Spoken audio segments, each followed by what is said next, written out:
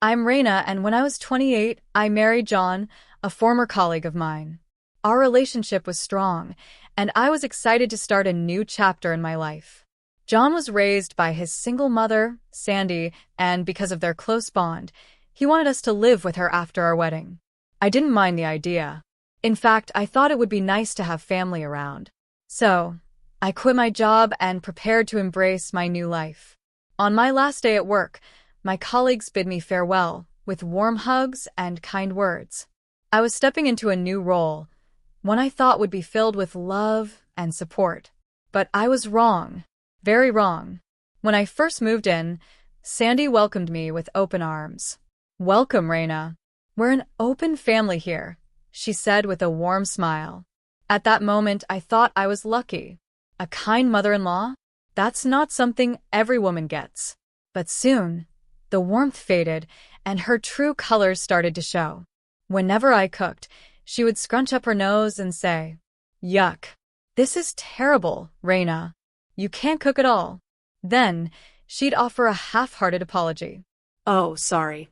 I say whatever comes to mind. If I took a break, even for a few minutes, she'd eye me critically. "Reina, have you put on weight? Your back looks sturdy all of a sudden." Oops. There I go again, speaking my mind. The truth was I wasn't gaining weight, I was losing it. The constant stress of living under her judgmental gaze was taking a toll on me. But she wasn't done yet. "Hey, Reina, you look awful. Those dark circles under your eyes. You shouldn't let yourself go just because you're married. John might run away, especially since you weren't all that pretty to begin with." I couldn't believe the things she was saying. It wasn't just teasing, it was relentless criticism, designed to break me down. And for a while, I let it happen. I've never been the most patient person, but I tried to keep the peace because we were family. However, there's only so much a person can take before they reach their breaking point. One evening, after yet another barrage of insults, I took a deep breath and decided to stand up for myself. "I get it, Sandy," I said, keeping my voice steady. "You're outspoken, and you say what's on your mind. But if you keep telling me every single day that my cooking is bad, that I'm bad at cleaning, that I've gained weight, or that I'm not pretty enough, I might just lose it." Sandy, who was casually nibbling on a cookie, froze mid-bite. For the first time, she looked genuinely shocked that I was pushing back. After a pause, she sighed deeply, her face twisted in disapproval. "Oh, Reina, I was saying these things for your own good. It makes me sad to hear you talk like this. I thought of you like my own daughter, so I don't hold back. If you're this sensitive, you won't be able to handle what John does either." Her words sent a chill down my spine. "What are you talking about?" I asked, narrowing my eyes. Instead of answering, Sandy raised her chin defiantly and retreated to her room. Her cryptic words left me with an unsettling feeling. Was John hiding something from me? Sandy wasn't good at keeping secrets. And as the days passed, I noticed her throwing more and more hints my way. "I can see why John would do something like that," she murmured one day, while watching me cook. "John's business trips have increased a lot since you two got married. I wonder why."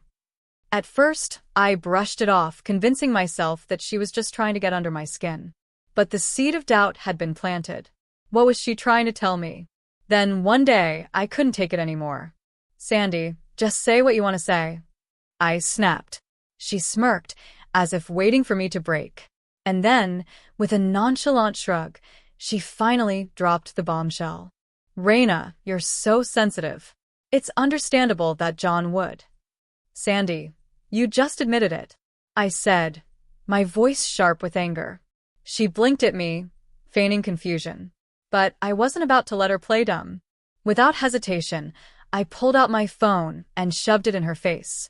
I recorded our conversation. "This will be evidence of John's infidelity." Her eyes widened, and for the first time, she looked uneasy. "What?" "No way." I might be mistaken," she stammered. I let out a humorless chuckle. "No, Sandy. John has been unfaithful, and I have plenty of other evidence, too. I intend to divorce him and get a nice sum from his affair partner." Truth be told, I didn't need Sandy's confession. I had already gathered enough proof on my own. But recording her admission felt like a small act of revenge. And when the divorce negotiations began, I made sure to play that recording. John's face drained of color as my words echoed through the lawyer's office. He turned to his mother in disbelief. "Mom, why?" he asked, his voice a mix of shock and betrayal. Sandy, suddenly looking much smaller than usual, shrunk in her seat, mumbling weak apologies. And just like that, my marriage to John ended after just a year. After consulting a lawyer, it was agreed that I would receive financial compensation from both John and his affair partner. That part of the battle was over. But just when I thought I'd finally be free of them, I discovered John's next outrageous plan. Not only was he marrying his mistress, Zaria, but they had also decided to go on a honeymoon, along with Sandy. And of course, they scheduled their departure for the exact same day I was moving out. It was as if they wanted to rub it in my face. "Just as I thought," I muttered bitterly. I never meant anything to him. I felt disgusted, toward John, toward Sandy, and toward Zaria. But the worst part? Zaria had no shame. In the days leading up to my move, she would visit the house freely, hugging John right in front of me, spreading travel magazines across the living room table, and even eating the food I cooked. Is her skin made of steel? I wondered, unable to comprehend her audacity. But karma has its way. Sandy, despite her cruelty, wasn't particularly kind to Zaria either. One day, as Zaria walked in with a full face of makeup, Sandy scoffed. "Wow, you really caked on the makeup today. It's a bit overpowering." I expected Zaria to react angrily, but instead, she just smiled and said, "Oh, my makeup is really on point today." I was shocked. Maybe to survive in that house, you needed a heart that strong. In a strange way, I almost admired her resilience. But that didn't change the fact that my days in that household had been pure misery. Sandy had berated me. My husband had cheated on me. And on the day I was leaving, no one even bothered to say goodbye. Early in the morning, I saw them off. John and Zaria stood together, ready to leave for their honeymoon.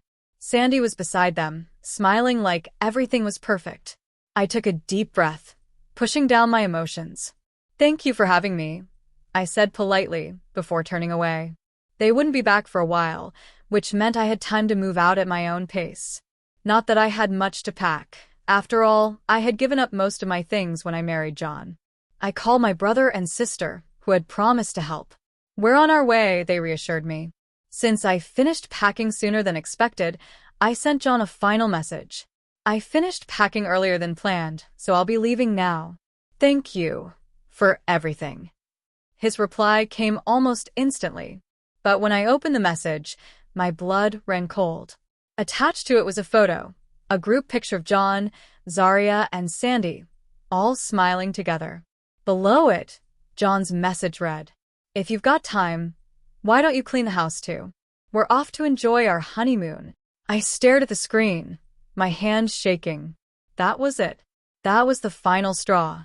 Tears welled up in my eyes, and before I knew it, I was sobbing uncontrollably. My marriage, what was it really? I had given up my career for this. I had sacrificed so much. And in the end, all I had been to them was a maid, a convenience. My brother and sister arrived just in time. I had left the door open, and they walked in to find me crying. "Oh my God, Reina. What happened?" they asked, panicked. Through my sobs, I showed them the message. My sister, Shell, was the first to react. She gasped, and her eyes filled with tears. "You've had a really hard time, haven't you?" she whispered, hugging me tightly. After a long cry, I finally calmed down. I wiped my tears and took a deep breath. "I'm sorry for breaking down like that. Let's get going," I said. I thought that was it. My final goodbye. But then, my other sister, Patty, grinned mischievously. "Hey, sis, I have an idea." Patty pulled out her phone and showed me a picture. It was a hilarious image of a woman getting back at her cheating husband by turning all his clothes inside out before leaving. "Oh, that would be so annoying to deal with," my brother Lynn chuckled. Patty nudged me playfully. "You should totally do this, Reina. I mean, it's not like you're destroying anything, so you can't get sued. But it'll be super annoying for them. This kind of revenge is totally allowed. I blinked at her. Then, slowly, a smile crept onto my face. Maybe, just maybe, it was time for a little harmless payback. I had been through enough. I had endured Sandy's insults. I had suffered through John's betrayal. And now, they had the audacity to rub their honeymoon in my face? Enough was enough.